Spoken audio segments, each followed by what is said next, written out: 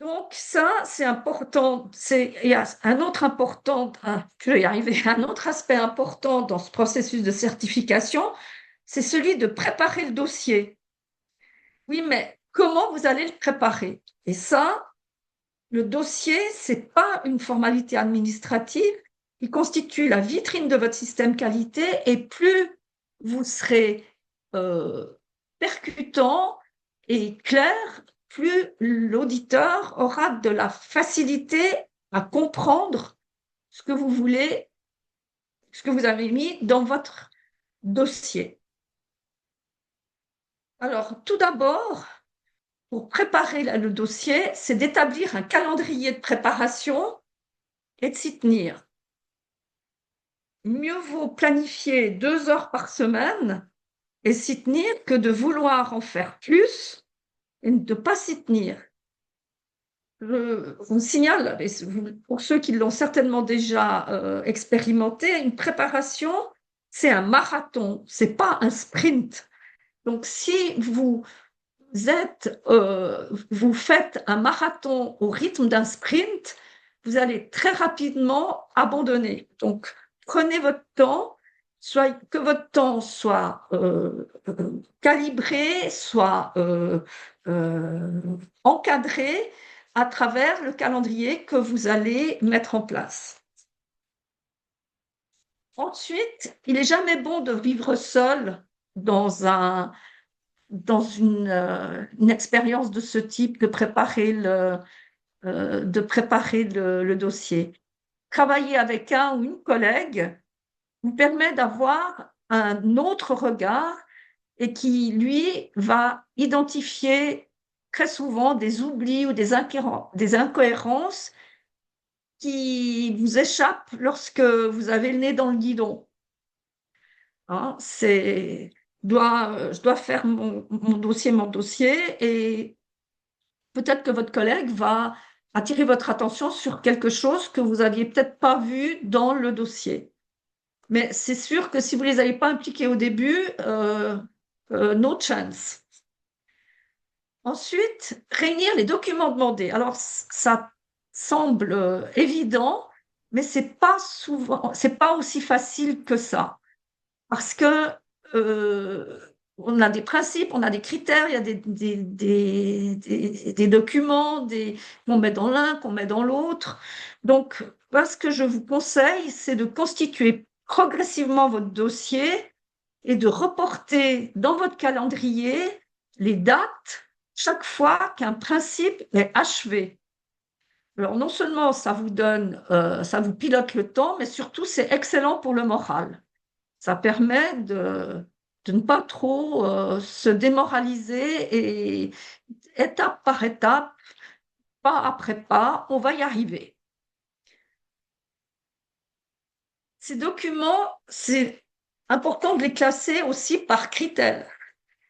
Un document, un classement cohérent facilite votre travail, mais aussi celui de l'auditeur. Il vous en sera reconnaissant. C'est parole de expérience vécue. Ensuite, intégrer des exemples de documents remplis, parce qu'un document vierge, c'est utile, mais un document réellement utilisé est beaucoup plus parlant. Par exemple, vous pouvez une évaluation de formation qui a été analysée, un plan de visite de cours complété, enfin, les exemples remplis sont multiples.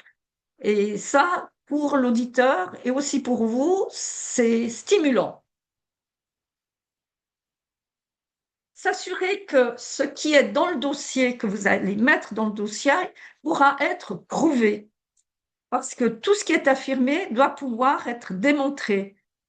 Typiquement, si vous indiquez réaliser un entretien annuel avec vos formateurs, il faut pouvoir présenter un exemple concret et le documenter. Ensuite, et ça c'est un point qu'on oublie de temps en temps, faites une copie du dossier numérique qui soit identique, bah oui, si c'est une copie, c'est identique, à celui que vous enverrez à l'auditeur. Ça va simplifier énormément le déroulement de l'audit. Vous êtes avec les mêmes documents, et l'auditeur et l'organisme audité. Et là, ça vous permettra aussi, au moment de l'audit, de retrouver plus facilement les éléments qui sont demandés. Voilà, le dossier est parti et vous voilà prêt pour l'audit. Et là, pour l'audit, comment se préparer? Et pour, comment et pourquoi se préparer? Donc, pourquoi se préparer? C'est pour réduire le stress. Et pour réduire le stress qui va vous accompagner pendant l'audit, c'est d'anticiper. Donc, votre préparation, elle va vous, vous apaiser par rapport au jour J qui s'annonce dans les semaines qui suivent. Donc, élaborez une courte présentation de votre organisme, surtout si vous êtes dans une première certification. Et c'est quelques minutes qui suffisent pour présenter votre histoire, votre public cible, votre offre de formation et votre organisation. N'hésitez pas à prendre la parole, même au début. Hein. Moi, j'ai souvent en audit, je vois souvent que les clients, c'est eux qui prennent l'initiative de faire démarrer l'audit. Et c'est toujours agréable parce que on se connaît pas ou peu, et ça décontracte.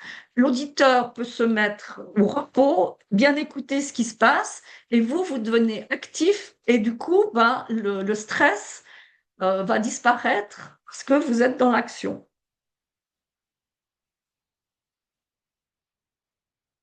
Point important, ne négligez pas la répétition générale. Alors, normalement, l'auditeur vous aura envoyé un plan préalablement à la séance d'audit. Donc, basez-vous sur lui et faites euh, une simulation d'audit quelques jours avant. Ça va vous permettre de vérifier la disponibilité des documents et aussi la préparation des éventuelles personnes qui sont concernées par l'audit qui aura lieu.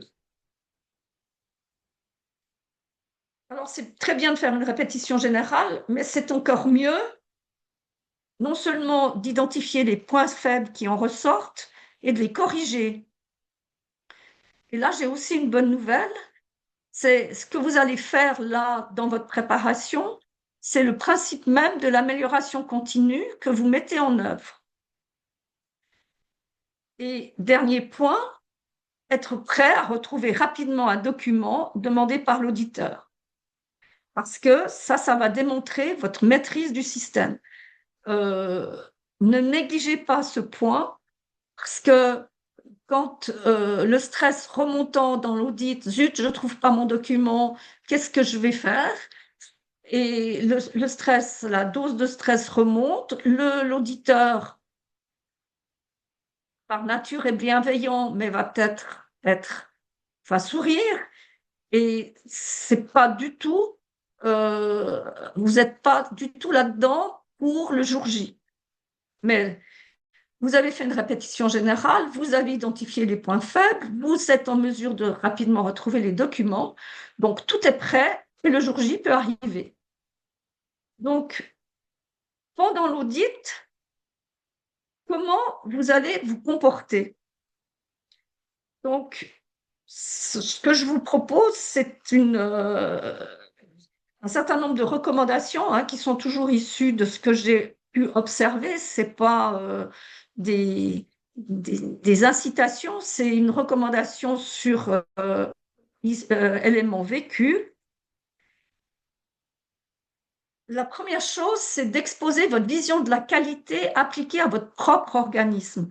N'allez pas chercher d'aller bachoter ce que vous aurez peut-être vu si vous avez le brevet fédéral de formateur d'adultes, ce que vous aurez vu dans ce que vous avez appris. C'est pas ça qui intéresse l'auditeur. Et comme l'auditeur, a priori, une de ses obligations, c'est d'avoir fait le brevet fédéral de formateur d'adultes, il va tout de suite se rendre compte que vous parlez dans le vide et vous ne parlez pas de vous. Deuxième point, amener le plus possible d'exemples concrets et avérés. Euh, c'est souvent beaucoup plus convaincant qu'une longue explication théorique. Et là, quand l'auditeur vous pose des questions, répondez en toute franchise, en ayant toujours à l'esprit qu'il est là pour écouter et non pas pour blâmer. Et normalement, l'auditeur va être dans le discours du comment. C'est comment vous faites ci, comment vous obtenez ça, et beaucoup plus rarement dans le pourquoi. Et c'est une très bonne chose si le pourquoi n'est pas abordé, parce que ça va éviter l'écueil de la justification. Pourquoi vous faites ça? Vous allez vous sentir obligé de vous justifier pour la raison pour laquelle vous le faites. Alors que quand on est dans le comment, vous allez être dans la description de ce que vous faites. Vous êtes dans le factuel, dans le concret. Encore un point important, engagez le dialogue. N'hésitez pas à lui demander de préciser sa question. Une question mal comprise, en effet, peut conduire à une réponse incomplète, voire à côté. Et il est tout à fait normal de demander une reformulation. Ça fera même l'auditeur va se dire, bon, bah, ok, il est attentif à ce que je dis. Moi, j'ai peut-être pas fait tout à fait juste comment je voulais m'exprimer, donc on recommence. Et là, ça crée une relation de confiance, voire je ne dirais pas de complicité, mais d'échange de même niveau entre l'auditeur et l'audité. Les exemples de documents remplis, hein, on en a déjà parlé, ça montre comment votre système fonctionne réellement. Et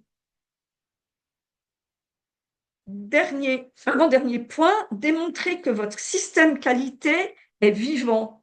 Par exemple, ça c'est un point important, quand vous montrez des documents, assurez-vous que ces documents sont datés, soit quand ils ont été créés ou soit quand ils ont été mis à jour.